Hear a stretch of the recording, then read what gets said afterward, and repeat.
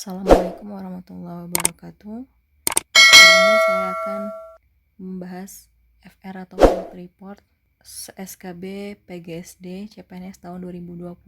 FR ini diperoleh dari peserta seleksi CPNS tahun 2020 yang sudah melaksanakan SKB di hari pertama. Untuk kalian yang masih berjuang menghadapi tes SKB keesokan hari hingga bulan Oktober nanti, tetap semangat, semoga hasil yang didapatkan sesuai dengan keinginan kalian dan semoga cita-cita kalian untuk menjadi seorang PNS terwujud. Langsung saja kita masuk pada FR yang pertama. FR untuk formasi PGSD. Yang pertama tentang komponen silabus. Artinya di sini kita harus tahu dulu silabus itu seperti apa. Apa saja yang ada di dalam silabus. Kemudian komponen RPP. Jadi kita harus membedakan antara silabus dan RPP. Biasanya di dalam silabus itu cakupan materinya untuk satu semester. Sedangkan RPP itu membahas rencana pelaksanaan pembelajaran untuk satu indikator pembelajaran. Nah, untuk selengkapnya silakan baca kembali tentang silabus dan RPP. Apa saja yang dibahas di dalam silabus dan RPP, bagaimana teknik penyusunan silabus dan RPP yang baik. Kemudian tentang penilaian, bentuk-bentuk penilaian. Penilaian di sini maksudnya evaluasi. Bagaimana guru mengevaluasi hasil belajar siswa? Bagaimana guru menyusun butir soal yang nantinya akan digunakan untuk melihat sejauh mana kemampuan siswa. Artinya butir soal di sini adalah bisa saja soal UTS, soal UAS. Kemudian tentang persentase keuntungan. Nah, persentase keuntungan ini masuk ke dalam materi matematika. Saya rasa persentase keuntungan di sini sudah sering kalian temukan karena di soal SKD itu biasanya masuk tentang persentase keuntungan. Kemudian waktu berpapasan dengan waktu berangkat yang sama, waktu berpapasan dengan waktu berangkat yang berbeda. Nah, ini juga masuk biasanya dalam soal SKD. Kemudian bilangan basis. Nah, bilangan basis mungkin masih agak jarang didengar ya. Silakan buka kembali materi tentang bilangan basis. Ini materi matematika juga. Kemudian pembagian dalam bentuk akar, juga materi matematika. Bahasa. Nah, soal bahasa di sini ada sekitar 6 soal tentang menentukan tema bacaan dan latar atau tempat. Selanjutnya menentukan tokoh utama, juga masuk dalam soal bahasa. Parafrase juga dalam soal bahasa.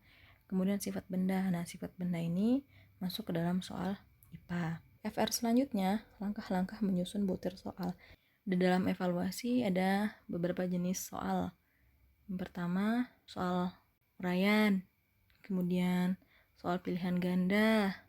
Ada beberapa jenis soal. Nah, silakan kalian baca kembali tentang evaluasi hasil belajar siswa. Kemudian pengayaan. Pengayaan juga termasuk di dalam soal SKB untuk materi pedagogik. Permasalahan ketika ada anak tidak pede, tidak konsen dan tidak memahami materi. Artinya di sini kita sebagai guru diminta untuk menentukan sikap terbaik menghadapi berbagai macam sifat anak. Ada anak mungkin yang semangat belajar, ada anak mungkin yang malas belajar, ada anak yang kurang motivasi belajar, ada anak yang kesulitan untuk bertanya, ada anak yang tidak percaya diri. Kemudian bagaimana sikap kita sebagai guru untuk mengatasi hal tersebut.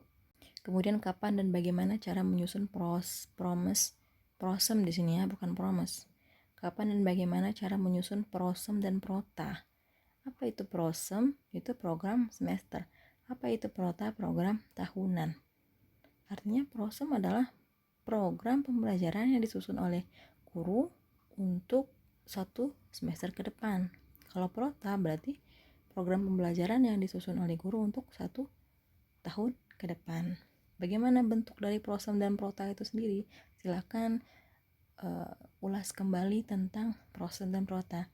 Saya rasa di buku atau di internet banyak sekali dibahas tentang materi prosem dan prota. 4 kompetensi, ada pernyataan dan dia masuk kompetensi apa? Kompetensi guru, termasuk di dalamnya kompetensi kepribadian, kompetensi profesional. Kemudian ada 4 kompetensi. Silakan baca kembali tentang jenis-jenis kompetensi yang harus dimiliki oleh seorang guru. Kemudian teknik, strategi, metode. Semua nalar. Artinya di sini bukan ditanya apa pengertian metode pembelajaran A, metode pembelajaran B. Mungkin nanti ada kasus, kemudian kita kaitkan dengan metode pembelajaran apa yang cocok diterapkan untuk situasi yang terjadi. Kemudian Piase masuk kelompok apa di pertanyaan. Baca kembali tentang teori Piase. Komponen RPP diminta disusun ada nomor. Nah, di sini dibahas kembali tentang RPP. Jadi jangan lupa tentang RPP, silabus, prosem, dan prota. Kemudian bagaimana cara melaksanakan remedial. Kalau tadi ada pengayaan, sekarang ada remedial. Pokoknya sikap kita sebagai guru. Artinya di sini kita diminta untuk menentukan sikap terbaik.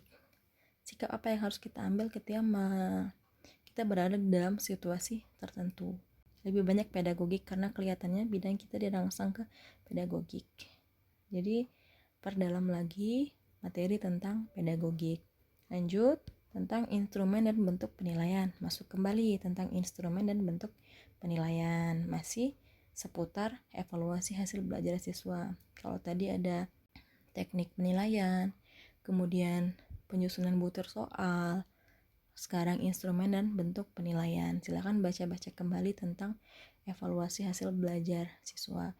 Kemudian penyusunan prota, prosem, dan silabus serta RPP, komponen-komponen prota, prosem, silabus, dan RPP.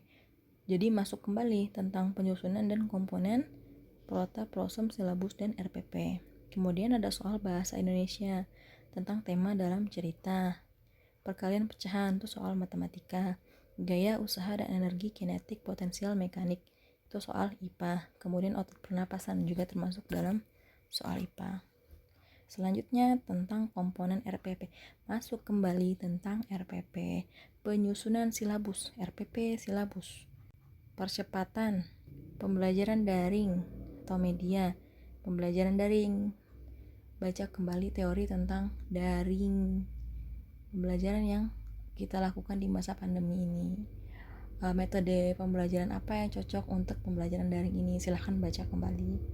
Kemudian tema cerita, bahasa Indonesia, permasalahan anak dalam perkalian, instrumen penilaian, masuk kembali tentang evaluasi hasil belajar siswa, energi kinetik, energi potensial, tentang IPA, prota, prosem, masuk kembali, gerak pasif, difusi, inflasi, tentang IPA, kemudian median. Selanjutnya, saya dapatnya permasalahan pedagogik dan profesional, Kak, hitungannya sedikit yang keluar. Jadi, soal SKB-nya banyak membahas tentang pedagogik.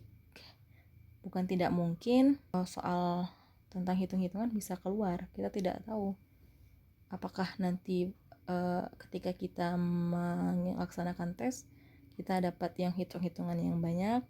Jadi apapun kemungkinannya kita harus mempersiapkan diri kita untuk menghadapi tes agar hasil yang kita peroleh itu bisa maksimal.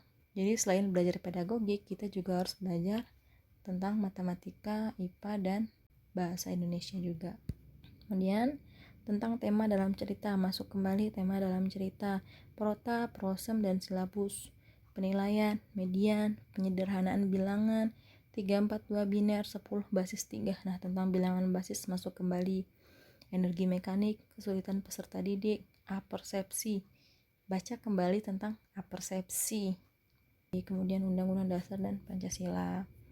Selanjutnya tambahan FR sesi 1 dari saya bagi yang belum tes dan masih ada kesempatan belajar, saran saya perdalam materi pedagogik. Kalau PKN soalnya hampir mirip kayak pedagogik tentang masalah di kelas gitu.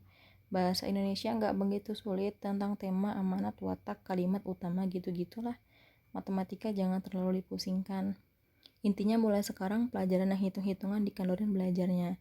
Jadi intinya perdalam kembali materi pedagogik, apalagi tentang RPP, silabus, prota, prosem, media, penilaian, pengayaan, remedial, dan tadi persepsi. Ini tentang kompetensi pedagogiknya.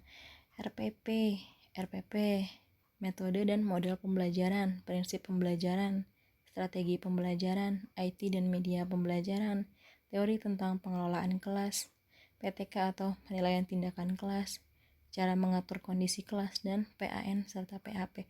PAN adalah penilaian acuan norma dan PAP adalah penilaian acuan patokan.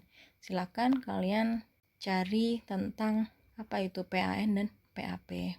Selanjutnya, FR yang atas itu sudah kita bahas tadi, yang bawah ada parafrase juga.